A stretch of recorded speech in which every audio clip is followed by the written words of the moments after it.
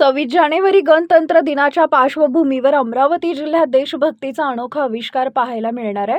शालेय शिक्षण विभागाच्या पुढाकारातून जिल्ह्यातील सर्व विद्यार्थ्यांचे भव्य कवायती संचालन आयोजित करण्यात आलं आहे। अमरावती शहरातील पोलीस मैदानावर तब्बल 2000 विद्यार्थ्यांकडून देशभक्ती गीतांवर विविध कवायती सादर केल्या जाणार आहेत।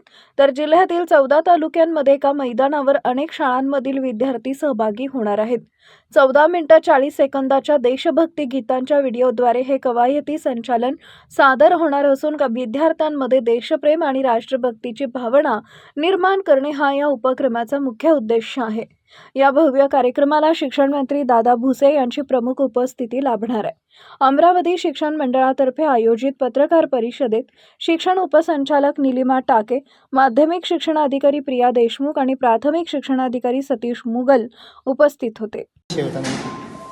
राष्ट्रप्रथम या संकल्पनेवर आधारित दिनांक 26 जानेवारी 2026 रोजी जो मानवंदना आपण देतो ध्वजाला, त्या निमित्ताने प्रजासत्ताक दिनाच्या निमित्ताने संगीत कवायतीचं आयोजन हे सर्व शाळेमध्ये एका वेळी संपन्न होणार आहे। जिल्ह्याचा जो मुख्य समारोह असतो तो यावर्षी पोलीस कवायत मैदान इथे होणार आहे आणि या निमित्ताने सुमारे 2000 विद्यार्थी एकत्र येऊन संगीत कवायतीचं संचलन माननीय मंत्री महोदय, माननीय आयुक्त महोदय, जिल्हाधिकारी महोदय, जिल्हा मुख्य कार्यकारी अधिकारी महोदय व समस्त समाज बांधवांच्या समोर हे कवायत संचलन होणार आहे।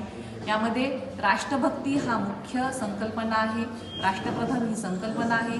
विद्यार्थ्यांमध्ये एकसंघ भावना, शिस्तीचं वातावरण आणि राष्ट्रप्रेम निर्माण व्हावा हा यामागचा हेतू आहे।